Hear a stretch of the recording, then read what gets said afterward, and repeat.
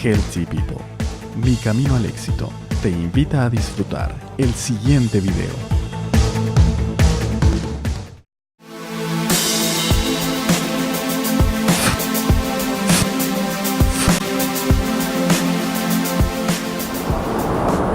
Hola, bienvenidos a su programa Surcos y Estacas en esta nuestra cuarta edición.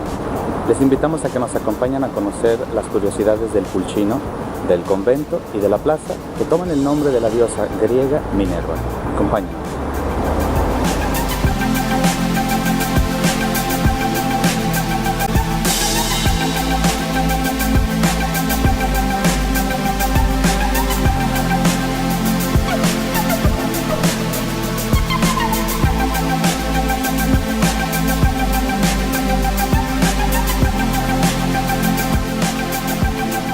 Il Pulcino de la Minerva es uno de esos sobrenombres que resguardan una historia leyenda, cuyo protagonista es uno de los arquitectos y escultores más nombrados de la Roma barroca, Gian Lorenzo Bernini.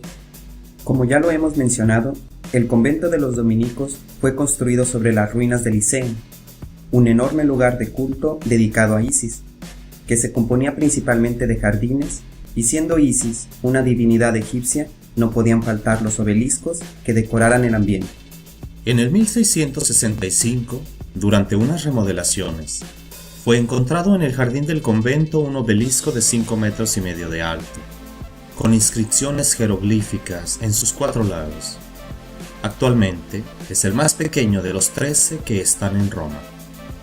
El Papa Alejandro VII decidió erigirlo en la Plaza Minerva, y para escoger una base para el nuevo monumento, abrió una convocatoria para que los arquitectos de la época presentaran sus proyectos.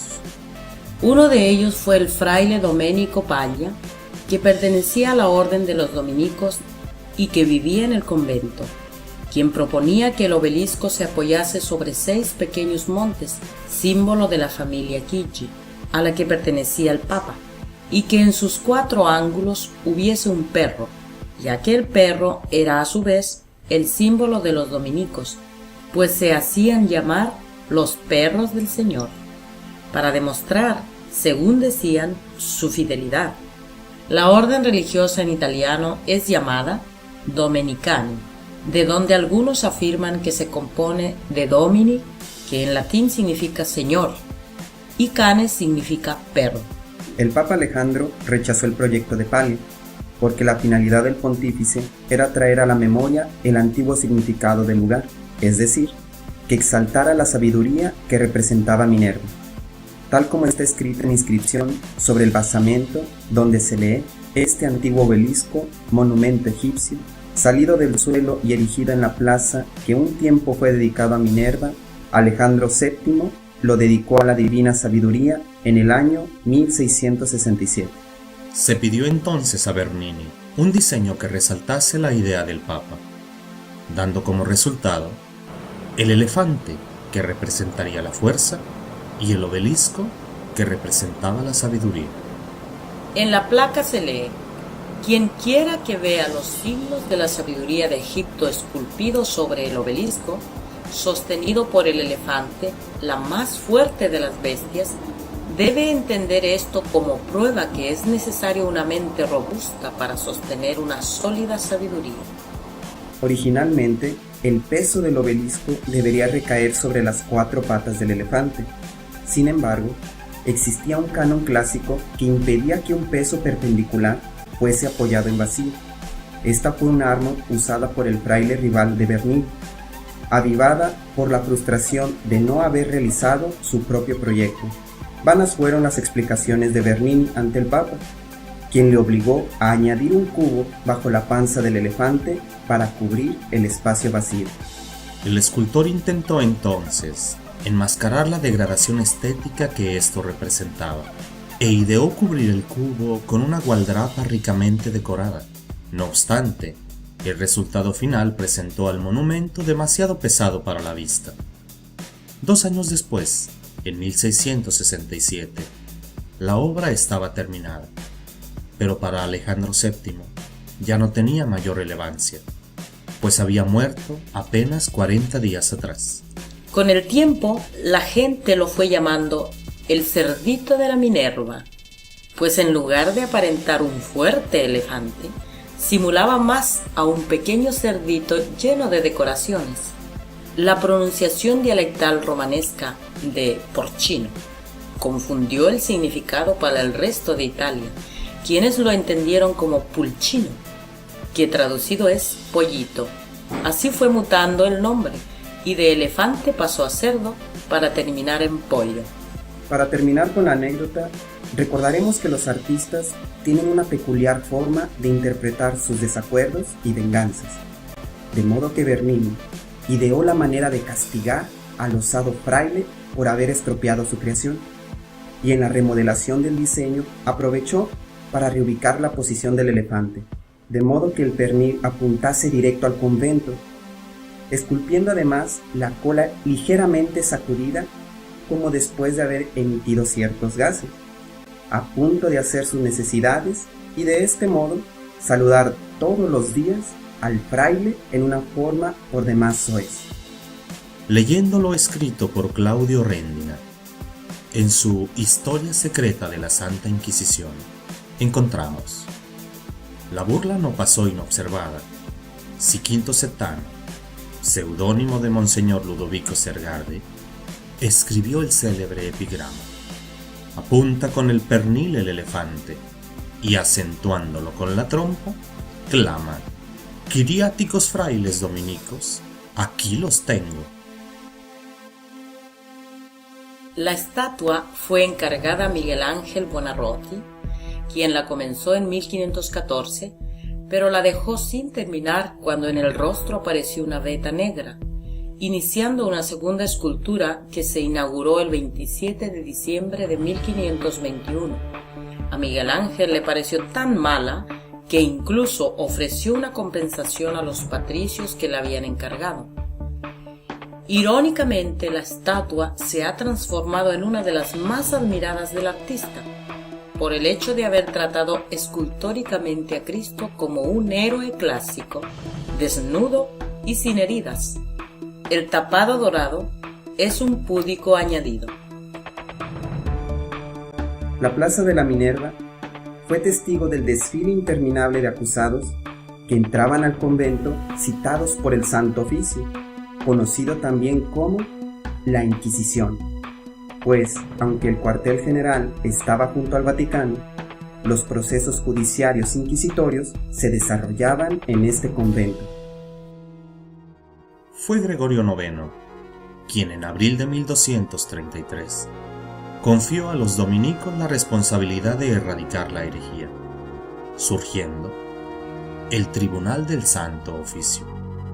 Y en mayo de 1252, Inocencio IV autorizó en su bula Ad Extirpanda el uso de la tortura para dichos efectos, de modo que el convento fue hecho segunda sede del Santo Oficio el 14 de septiembre de 1628. Era prácticamente el lugar de las reuniones semanales hasta dar la lectura de las sentencias, las cuales eran ratificadas por el Papa en la sala del Consistorio Vaticano los días jueves.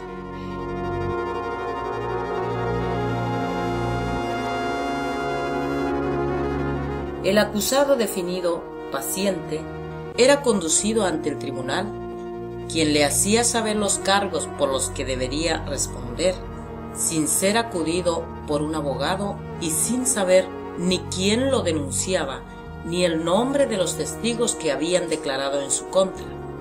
Si no confesaba, era sometido a torturas para que recapacitara, y en el acto verbal quedaba registrado que su confesión había sido espontánea. Una vez obtenida la confesión, era conducido a la Basílica de Santa María sopra Minerva, vestido de ropas ignominiosas llamadas signa super vestem, que incluía una cruz en el pecho y en la espalda, y sobre su cabeza una mitra. Después, en solemne ceremonia llamada Sermo Generalis, efectuada generalmente el domingo por la mañana, se le hacía abjurar de sus pensamientos heréticos, algo parecido al auto de fe. A esta reunión acudían en masa los ciudadanos, pues además de ser un auténtico espectáculo, se ofrecía indulgencia a los presentes. Era tanta la concurrencia y el morbo, que en más de una ocasión los cardenales tuvieron que defenderse a puños, ya que la multitud los empujaba y pisoteaba. Uno de estos acusados fue el padre de la astronomía moderna, es a saber, Galileo Galilei, quien fue acusado de herejía tras exponer sus tesis científicas que demostraban que la Tierra gira alrededor del Sol, en contraposición a la cosmología geocéntrica que sostenía la Iglesia romana.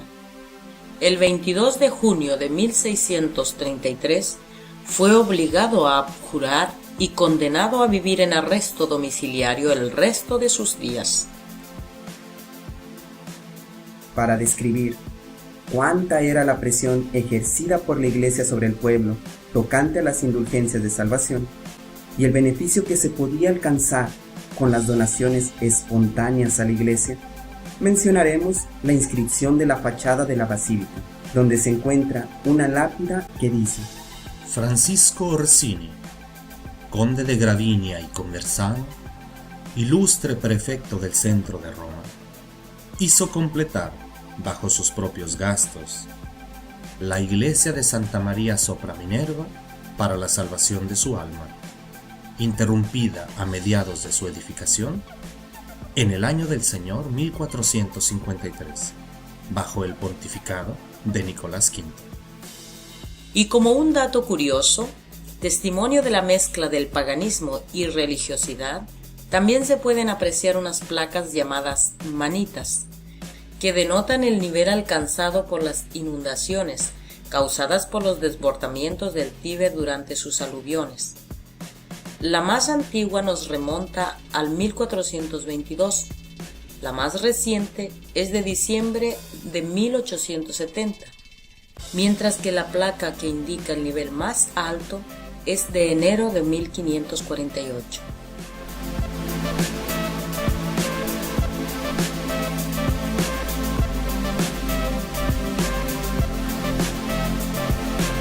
Las siguientes imágenes hablan por sí solas, reflejo de una sociedad que cada día pierde más su confianza y su interés en una doctrina que desde sus orígenes se impuso a fuerza de constricción.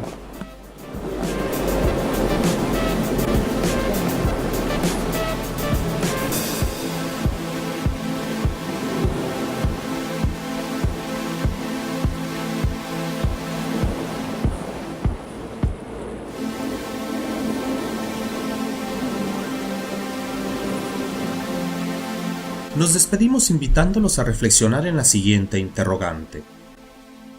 ¿Por qué la imagen a la que se dedica el templo no tiene espacio ni siquiera en una de las capillas y sus devotos se deben resignar a una sola banca?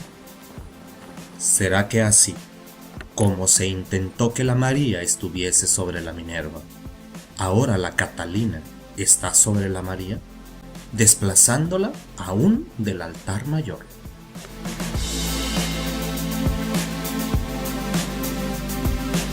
Los esperamos para que nos sigan acompañando en nuestro próximo recorrido de las iglesias cementerio.